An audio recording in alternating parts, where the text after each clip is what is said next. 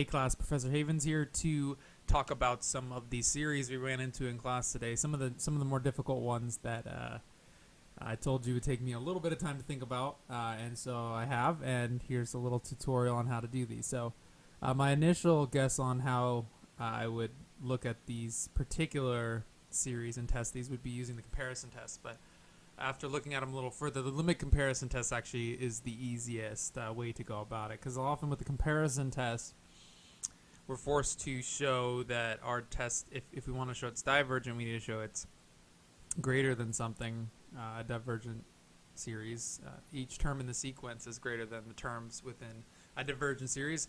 And if we want to show it's convergent, we want to show that it's less than or equal to a convergent series, the sequence terms of the convergent series. So anyways, that's a little bit harder to do with these in particular, because with tangent and with this the function 1 over n to the 1 plus 1 over n power and nth root of 2 minus 1, it's a little bit harder to figure out what to compare it to. So in terms of, and then showing the inequality is a little bit difficult. It can be done, I'm sure, but it turns out that using the limit comparison test is much easier.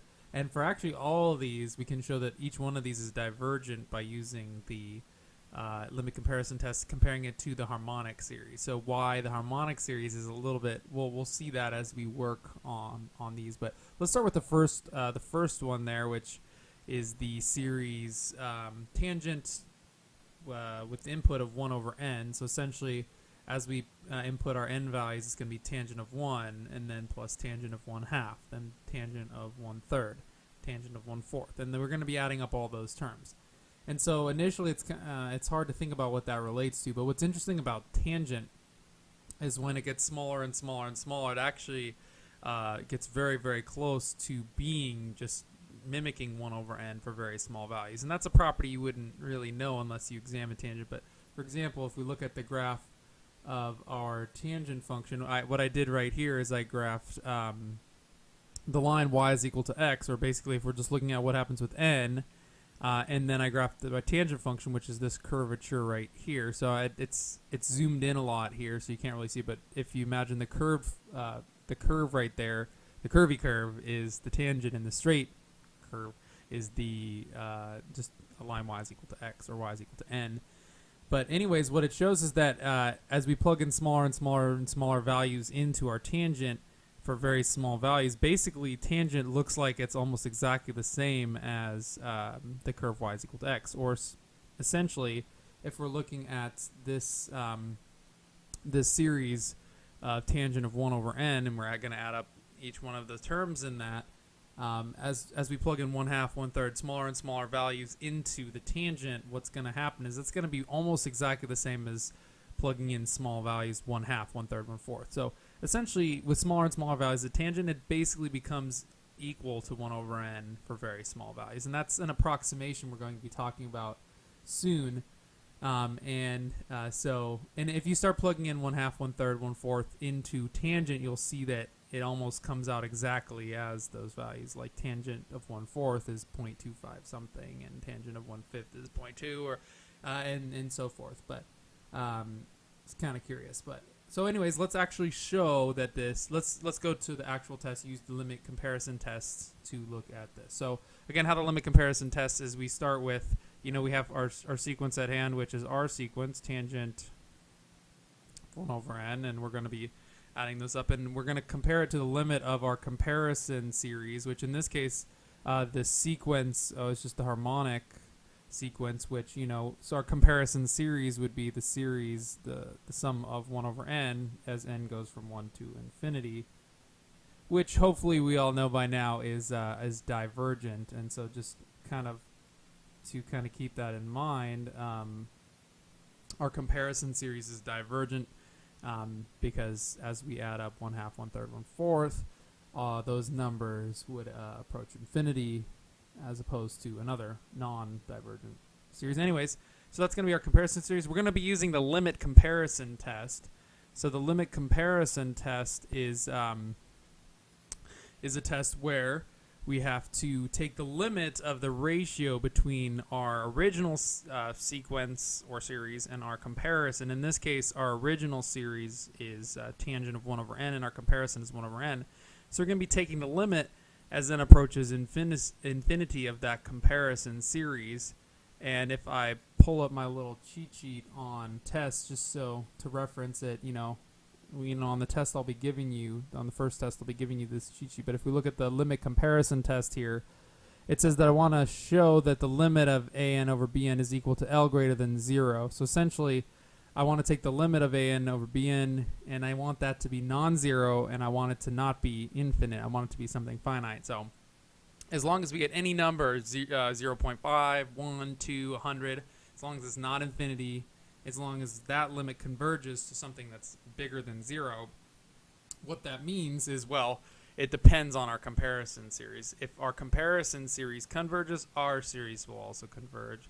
If our comparison series diverges, our series will also diverge. So essentially in this case, if we do indeed succeed with the limit comparison test, our series, this series, an is equal to tangent over 1, the sum of all those terms to infinity, would be also divergent by the test. So anyways, let's go ahead and start the test. So we always start with the limit as n approaches infinity of, so an is tangent 1 over n over bn, which in this case is 1 over n. And again, the reason why, deciding what your comparison series is going to be, what sequence to compare it to, that's kind of the hard part, is like, how do I find that? And sometimes there's an easy example, sometimes there's not. But in this case, just because these two functions, tangent of 1 over n and 1 over n, work very similarly as they get bigger and bigger, they kind of approach the same point. And in that way, the limit comparison test will work nicely. So anyways, if we look at the limit of these two functions, well, how do we figure this one out? Because if we plug in infinity, if you could plug in infinity, we would get a 0.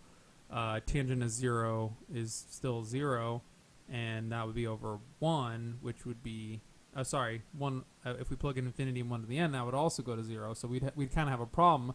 But you might be thinking, well, maybe you could use some other trick. In this case, if we use L'Hopital's rule on this limit, and technically L'Hopital's rule only applies to continuous functions and not sequences, but if we can imagine our series, our sequence terms being in a continuous, these two as continuous functions instead of a non-continuous, it will work the same sort of way. So I'm just going to kind of pretend that we, like we do in class, I'm just going to allow using L'Hopital's rules, just what's important to remember is that technically there's some problems over of doing sequence elements, but you could easily just change these to comparing it to a continuous function over x and do it that way as well. But anyways, if we use L'Hopital's rule, we take the derivative of the top and the derivative of the bottom, and that limit should remain consistent.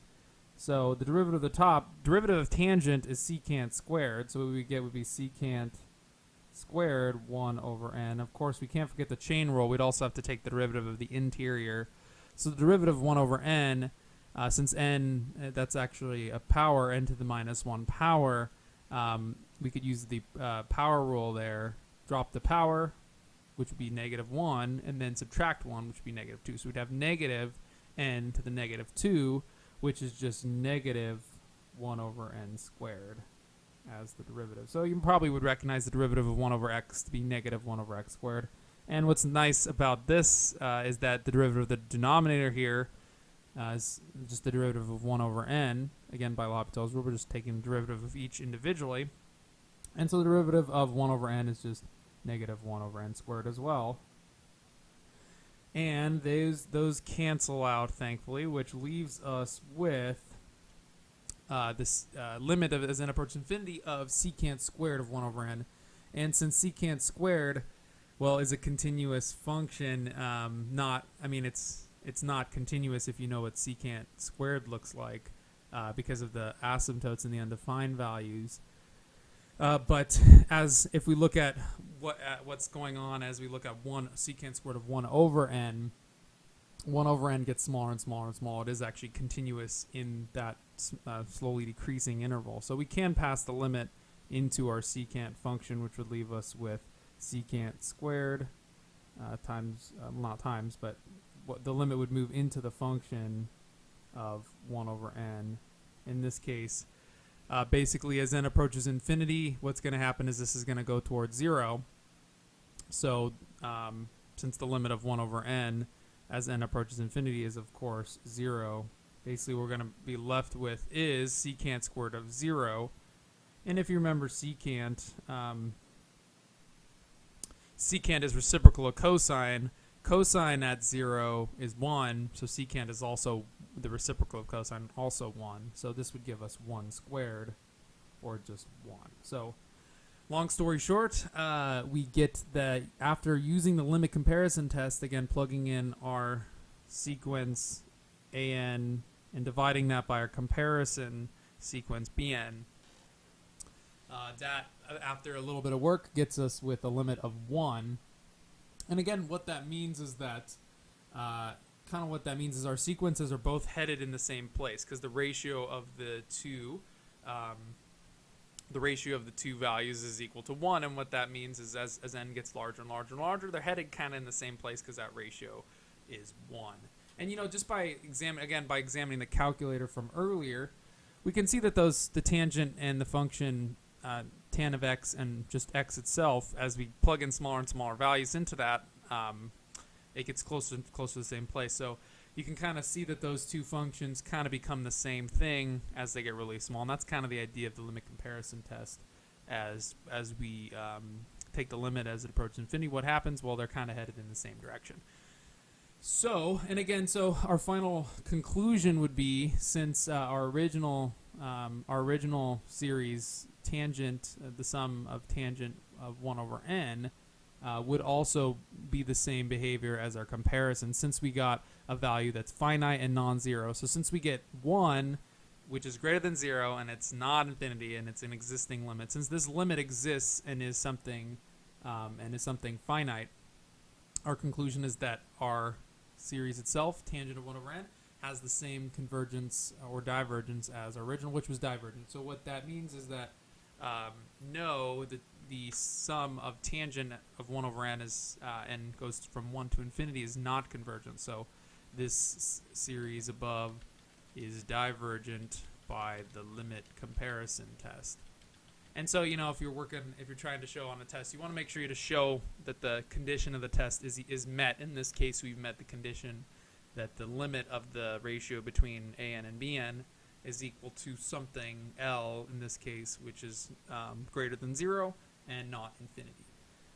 So that's what's nice is this test, it's not too finicky. You just can't get 0, you can't get infinity. You have to get anything finite. If you can figure it out and it's anything finite, the comparison test means that the behaviors are mimicked. And so what you need to be careful about is when you're choosing your comparison sequence or series, it needs to have sort of similar behavior, because if, let's say, this was 1 over n squared or 1 over n cubed, what would probably happen was if you chose something that wasn't kind of in the same, the functions weren't kind of the same values. If one of them sort of dominated it, what happened if you plugged in 1 over n squared there is if you took the derivative, you get 1 over n cubed, and so that wouldn't quite cancel, and you would get this over n, and so what you'd run into is 1 over infinity, which would actually end up going to 0. So the test would fail if you don't choose a sequence that it kind of is similar to this.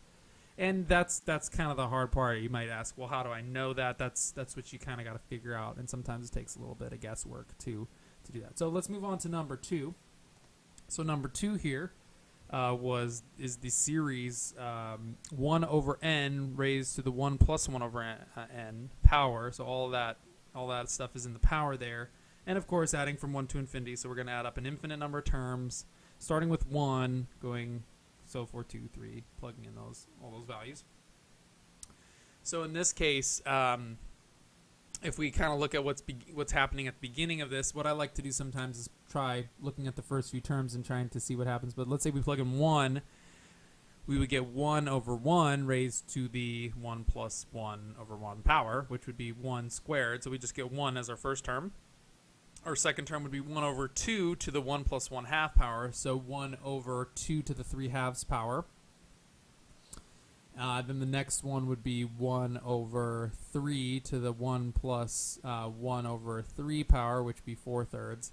And so what I'm initially noticing is that what we would get would be, it would be 1 over n, and then it's raised to a power that's slightly bigger than 1. So it's gonna kind of resemble a harmonic series, but it's also gonna have some flavors of different powers, because basically our power is gonna keep decreasing as n decreasing. It's gonna go towards 1. If you can imagine taking the limit of the exponent in the denominator, that would approach 1, but the denominator would approach infinity. So what sort of would happen is we'd have our number would approach 1 over infinity to the 1 power, and so the limit of this would indeed be 0.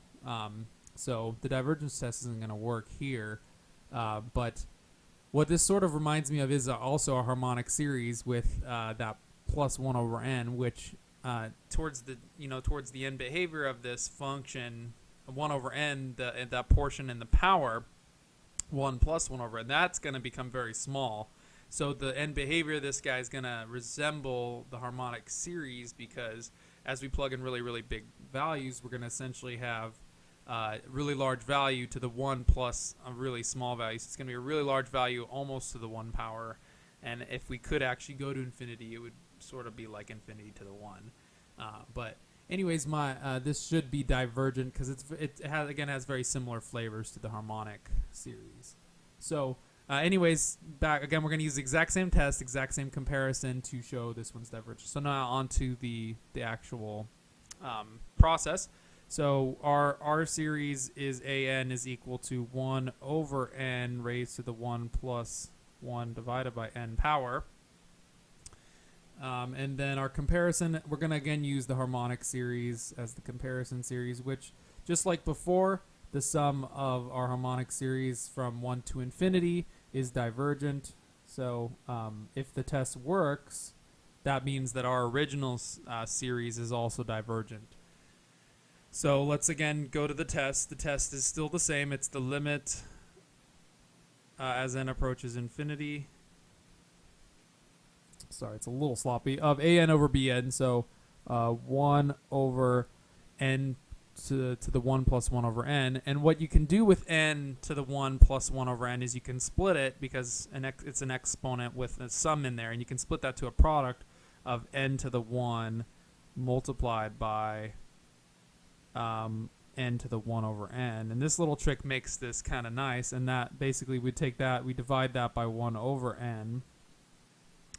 And if we use the flipped multiply rule here, we get limit as n approaches infinity so we would have the numerator up here. This would be multiplied by the reciprocal of this. So n would go to the top and 1 would go to the bottom. So we would just have n over n times n to the 1 over n. So as you probably can see, n over n would cancel and leave us with 1 on top.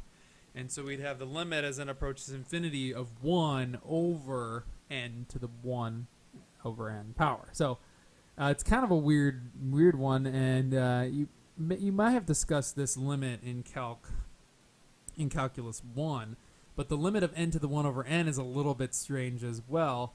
And basically kind of the idea of this one is, as we plug in really large numbers into n raised to the 1 over n power, what happens to that? So like, for example, you could think about plugging in 50 or 100 into that. If we plug in 50, we'd have 50 to the 1 over 50 power, so it'd be the 50th root of 50. And if you think about the 50th root, that's a lot of roots on that 50. And the 50th root of 50 is going to be pretty small. And if you continue to go along, like say plug in 100, you'd have the 100th root of 100 and the 1000th root of 1000. Well, if you don't know what's going to happen there, you can always type that into your calculator. But say we tried to find the 100th root of 100, we take 100 to the 1 over 100 power. So if we plug in 100, we get 1.047, blah, blah. And if we continue along, say we tried 200, taking the 200th root of 200. So if we take the 200th root of 200, we get 1.02. And what you might kind of be noticing is that as we continually plug in larger and larger n's, this is probably headed towards 1, which we can show actually more in detail. So actually the limit of this is going to be 1 over 1 so equal to 1. But let's just kind of show it. There's a little trick for showing this limit a little more formally, because remember, that's kind of an informal way to figure out a limit, which is okay sometimes, but it's nice to be able to show it using more formal notation. So let's just look at the limit of n approaching infinity, and I'm just going to look at the denominator 1 over n. This again is separate from my original problem. I'm going to come back to this. I'm just looking at what is this limit and how do I show it. So if you remember, a lot of times when you have powers of things and you're trying to find the limit of it, it can be helpful to use a natural log to get the power out of it. But we just can't take a natural log of an expression. Technically you can, and the limit should remain consistent, but if we want to, a little handy trick for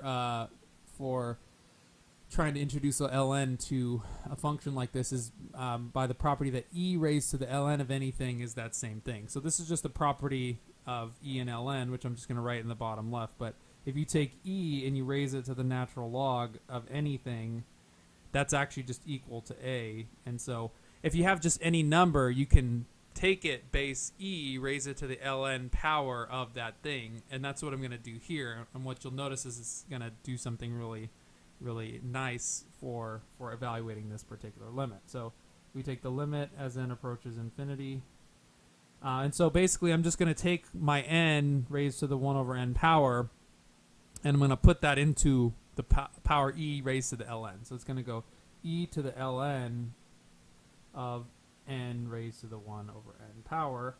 And then this thing, again, why this is useful is when you have a power and an ln, that factors out to the front. So essentially that 1 over n power will just move to the front of this, and we're going to have the limit as n approaches infinity of e raised to the 1 over n power, or 1 over n times ln of n, the remaining stuff in there.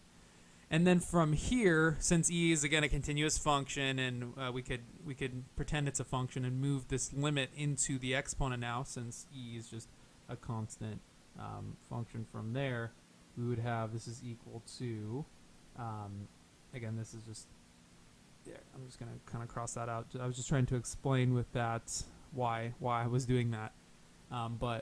Now we would have, now I'm going to move the limit in there into the exponent. So we'd have e raised to the limit as n approaches infinity of 1 over n times ln n.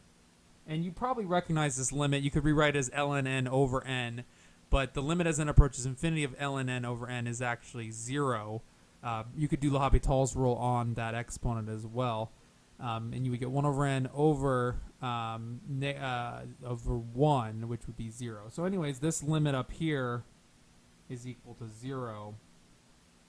And so we get, through all this, e to the 0 power, which is, of course, 1. So basically, I was just trying to show more formally that the limit of this here is equal to 1. That's kind of what I did in my calculator by plugging in values out. It looked like it was going to 1, but now that I've done all this, this is kind of how we show the limit of that is 1. Anyways, and so you could technically have done all that in this question, but it's in my case, I tried to create a separate train of thought to examine that particular limit of this. But anyways, what we get would be 1 over 1 as our original.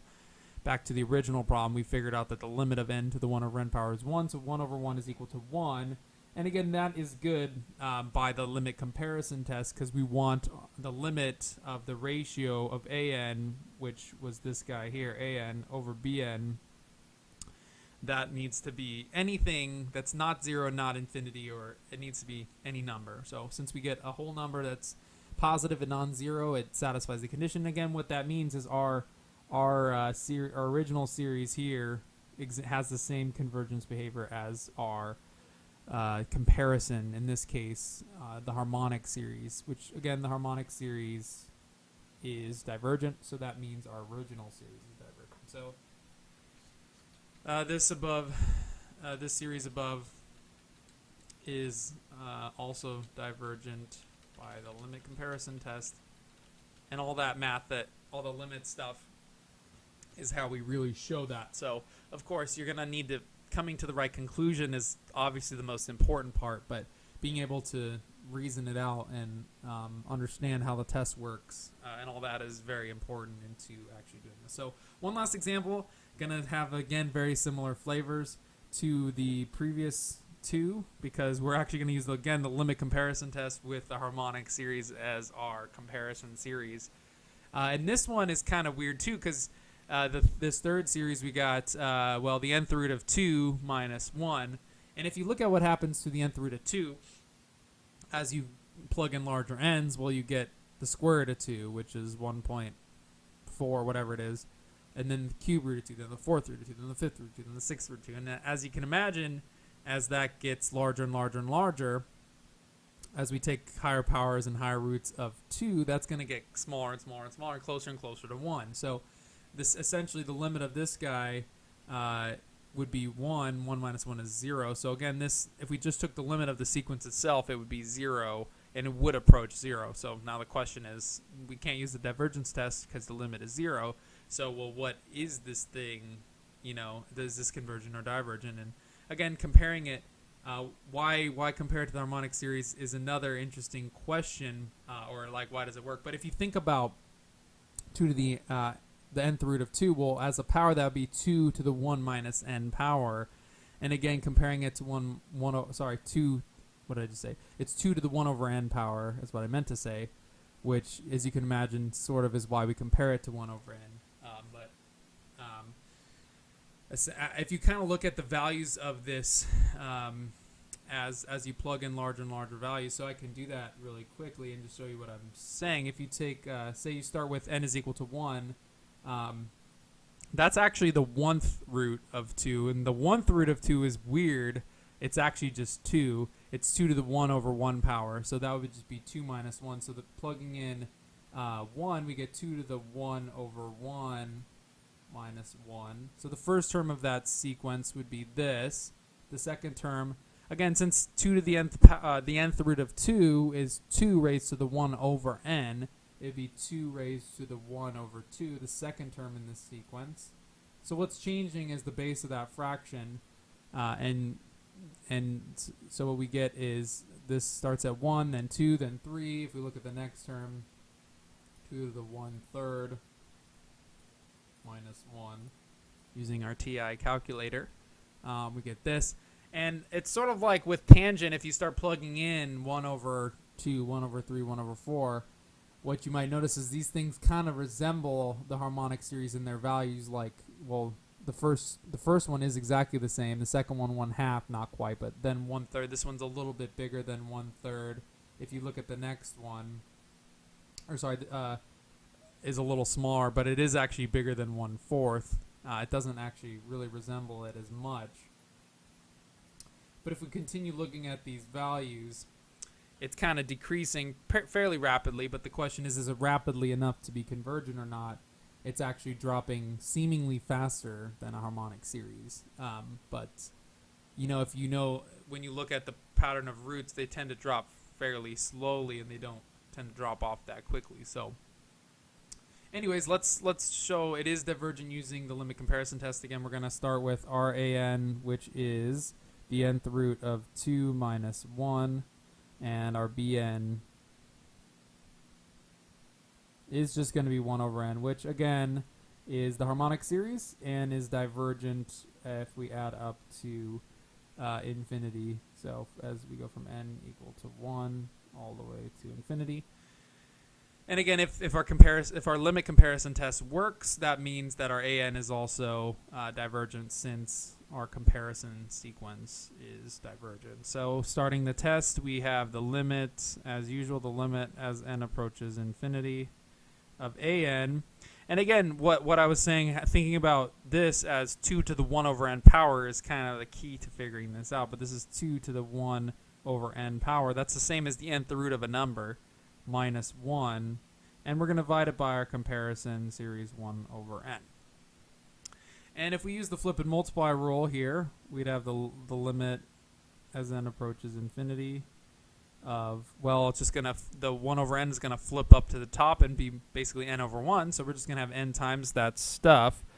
So we're going to have actually, let's not do that. Let's actually use L'Hopital's rule here, kind of like we did with number 1, because that I think will lead us down a bad path. Actually, I haven't tried doing it that way, but if we use L'Hopital's rule on this one, it's pretty easy to evaluate the derivative of this. So first off, we have to find the derivative of 2 to the 1 over n power. So if you remember, the derivative of, say, 2 to the x power is, or like for example, starting with e to the x is the only function that has a derivative. So an exponential function have very similar derivatives to their original. But if you take the derivative of 2 to the x power, that would actually be 2 to the x times the natural log of 2. So essentially, when we're taking the derivative of 2 to the 1 over n, what's going to happen is we're going to have 2 to the 1 over n times ln2, and we would still then have to take into account the chain rule. So we would get 2 to the 1 over n times ln2. And then we'd also have to take the derivative of the inside, because our function is just not 2 to the nth power, it's 2 to the 1 over n. So we take then the derivative of the inside, 1 over n, derivative of 1 over n, we already did that earlier. That would be negative 1 over n squared, again by the power rule. So negative 1 over n squared. And sort of just like with example 1, after using the chain rule, a negative 1 over n squared pops out. But on the bottom, we also have negative 1 over n squared, because we're going to be taking the derivative of the bottom. Because L'Hopital's rule, we take the derivative of the top and bottom separately. And that leaves us almost exactly with example number 1, with cancellation of common factors. And so we're left off with the limit of 2 raised to the 1 over n power times ln2. And of course, with this one, we could, since again an exponential function, 2 to the 1 over n power is a continuous function, we could move the limit up into the function, and that would give us 2 raised to the limit as n approaches infinity of 1 over n. Also, the ln2 we could factor through because it's just a constant value. So we'd have ln2 times, and that's going to be 2, and I'm going to move my limits to the inside of the exponent there. So within the exponent, I'm going to have limit of 1 over n now as n approaches infinity. And of course, the limit of n as n approaches infinity up there is going to head to 0. So we're going to have basically up here now, this is all going to go to 0. Oops, I have my eraser on. I meant to change the color here. So the limit of this guy is going to head to 0. So we're going to have ln2 times 2 raised to the 0 power, which of course is 1. So ln2 times 1 is just ln2. And so at the end of the day, our limit comparison test nets us ln2. So these things don't exactly head in the exact same place, which sort of, if we look at the calculator, these values didn't quite match up exactly right, but the limit is kind of close to itself, and that's how the limit comparison test works. It looks to see if the limits are kind of in the same ballpark. If they are, the convergence of those two things is going to be the same. So essentially our original series will also be divergent, because again, the condition of the test, we want our final value to be anything finite, non-zero, non-infinity, and if so, our series will have the same behavior as our comparison series. So basically our third one, this series also diverges by the limit comparison test. And the comparison series and all of those, the harmonic series, so you could imagine if those had exponents of 1 over n squared or something like that, it might be more natural to use a comparison series of 1 over n squared, and those things might examine, they might actually be convergent in that case, because 1 over n squared, if we sum the terms from 1 to infinity of that sequence, is convergent and converges to something, well, pi squared over 6, but that's again a topic for another class. But so at the end of the day, all of those kind of tricky ones that we were looking at in class are divergent by the divergence test. Please let me know if you have any questions in the comment board, or come in class, email me. Have a great day, and see you guys later. Bye.